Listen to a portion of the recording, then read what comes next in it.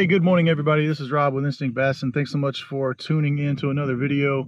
In this one, we're going to go over some quick side view settings that you can dial in to make them look pretty close to perfect really quick. And I thought that would be helpful. We're going to go over 3 or 4 settings that I think you got to pay attention to right away. Stay tuned. Hopefully we'll get some good, useful info out of it. Before we get started, be sure to check out the GPSstore.com.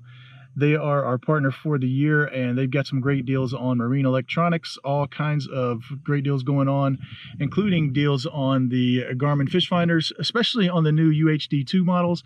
And they've got some great combination units where they can set you up with a fish finder and a live scope system at a great price. So be sure to check them out. They're here based in the United States, the GPSstore.com. All right, let's go ahead and get started.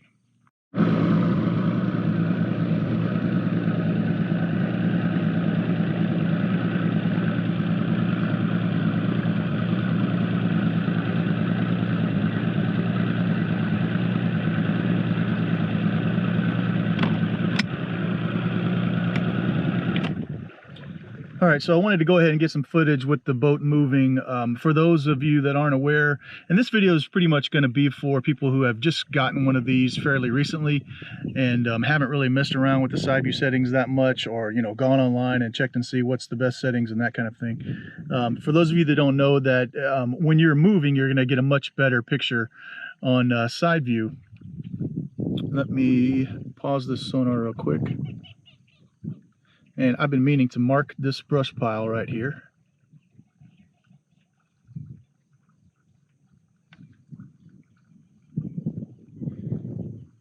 There we go. So at any rate, so yeah, this video is going to be for those that are kind of new to these units, but still want to get some good settings out of them. So when you're not moving, you're not going to get as good a picture on any of your views, and side view is included.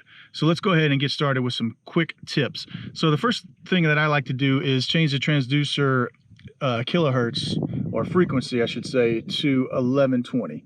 And in order to do that, you're just going to go to menu and then hit frequency. This is a 106 SV, by the way. It'll be very similar on a 93 as well, or a 73, either one of those, or a 126 as well. You're going to hit frequency, and then you've got your choices to choose from. I like to keep it on 1120, especially if I want some more detail in my picture. If you want a little bit further range, then 455 is where you want to go. You can do either one of these and make them look good. You're just going to have to play around with the settings a little bit. For those that the 1120 stops working because maybe you've banged it on something, I did a video on that a while back because I did that on my last one. You're going to need to switch to that 455 and then do some settings there to make it look better. But for now, let's go ahead and concentrate on that 1120. So that's the first thing I like to do, is change that frequency to 1120. And then the next thing I like to do is go ahead and make sure that my color scheme, is in this amber color scheme. For some reason, I just think it shows a lot better. It looks crisper, it looks clearer, but that was how you do that. This is what it normally comes in, and for some reason, I just think the rusted steel looks a little bit washed out in my mind. So I like to use that amber color scheme.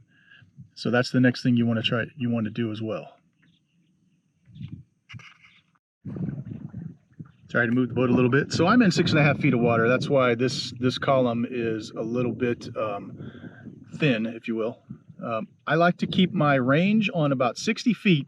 You can go out a little bit more if you're in some deeper water, but I'm here in Florida, and I like to keep my range on about 60 feet. Also keep in mind, if you are over a soft bottom like I am, I'm on a basically a muddy, grassy bottom. That's why this return is not going to be real clear. Let me get the boat moving again. So yeah, the harder the bottom, the clearer the picture is going to look. So just keep that in mind as well. One thing that a lot of people comment on videos is, or on Facebook at least, is they'll say, their screen's not looking great. Why is it all blurry and everything? And a lot of times that's because they're not moving. They're just stationary in the water. And the way sonar works is that you really need to be moving for it, at least at idle speed. If you go any faster, it may, you may lose your reading, but you really need to be moving for it to look really good. So So be sure to keep that in mind. And then the other thing that I would do is play with the brightness, and the brightness is the same thing as gain on SideVu. So play with the brightness and the contrast. So I actually like to keep my brightness on auto high for the most part. Now there are times where I will go ahead and get rid of that, and in those cases I will usually put it on around 90%, and you can see how clear that picture gets when I do that. As far as the contrast goes, I like to keep mine right around 70, so right about there. And then one other setting that you can play around with is called the time varying gain, and you can go to menu. It's going to be in the advanced section, sonar setup, advanced. I have interference off, I have bottom search limit to auto, and I have TVG to low. All right, typically that is where you're going to have it either low or off, even when you're in the 1120 kilohertz. I have found for some reason that if I switch it to 455, that I need to have that time varying gain up a little higher, otherwise this area becomes muddled and pretty cloudy. So those are just some quick settings to keep in mind when you're using these units, when you're first getting started out using SideVu. Be sure to subscribe and like the video. I definitely appreciate it. And be sure to check out the GPSstore.com. Again, this is Rob with Instinct Bassin. Trust your gut, and I'll see you on the water.